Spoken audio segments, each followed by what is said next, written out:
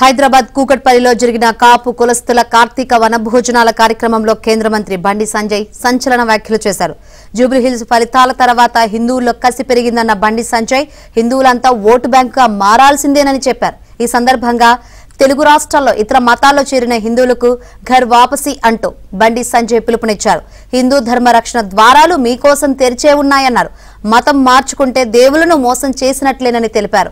అన్ని కులాలు తమ సామాజిక వర్గ సమాజ సంక్షేమానికి పాటుపడతాయని హిందూ ధర్మం కోసం పనిచేయాలన్నారు. హిందూ సనాతన ధర్మ రక్షణే తన లక్ష్యమన్న బండి సంజయ్ పవన్ కళ్యాణ్ సనాతన ధర్మ ప్రచారం వల్ల ఇతర మతాల్లో చేరిన హిందువుల్లో పునరాలోచన వస్తుందని చెప్పారు. ఈ తెలంగాణ రాష్ట్రంలో 80% నుండి హిందువులను ఓటు బ్యాంక్ గా మార్చడమే లక్ష్యం. ప్రతి రాజకీయ పార్టీ హిందూ ధర్మం గురించి ఆలోచించేటువంటి వాతావరణాన్ని పక్కా తయారు చేస్తాను. మర్చిపోండి, నేను భయపడేటువంటి కాదు, ఇంటికి పోయడం కాదు. ఇతర మతాలను కించపరచకన్నా ధర్మం గురించి మాత్రం గొప్ప చెప్పుకుంటాను. అలా వెనుకలు పోయేది దాని ధర్మానికి ఆపద వస్తే కష్టం వస్తే పక్కా హిందూగా గర్జిస్తా గాంధిస్తా రోడ్డు ఎక్కుంటాను.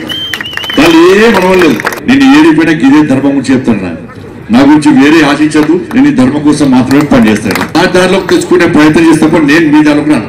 ఈ తెలంగాణ రాష్ట్రంలో కానీ ఆంధ్ర రాష్ట్రంలో కానీ ఇలా పవన్ కళ్యాణ్ గారు సనాతన ధర్మం కోసం పనిచేస్తారు. హిందూ సమాజం అంతా కూడా పవన్ కళ్యాణ్ గారు చెప్పేటువంటి సనాతన ధర్మం గురించి చెప్పేటువంటి విషయాన్ని తూచా తప్పకుండా పాటించి ఎవరైతే ఇతర మతాలకు కన్వర్ట్ అయిన హిందువులందరూ కూడా, ఎవరైతే ఆంధ్రలో హిందువులందరూ కూడా ఇతర మతాలకు కన్వర్ట్ అయ్యారో మారిరో వాళ్ళందరూ కూడా పునరాలోచించే పరిస్థితి ఆంధ్రలో వచ్చిందంటే దానికి ప్రధాన కారణం పవన్ కళ్యాణ్ గారు సనాతన ధర్మం గురించి మాట్లాడారు. హిందూగా ఒట్టు, నువ్వు క్రైస్తవునిగా ఒట్టు, నువ్వు ముస్లిం ఒట్టు అని చెప్పి ఒక నిర్ణయం జరిగింది. నిర్ణయం జరిగిన తర్వాత హిందూగా ఒట్టోడు పోయి వేరే మతాన్ని స్వీకరిస్తే దేవుడు ఒక్కడే అంటున్నాం మనం.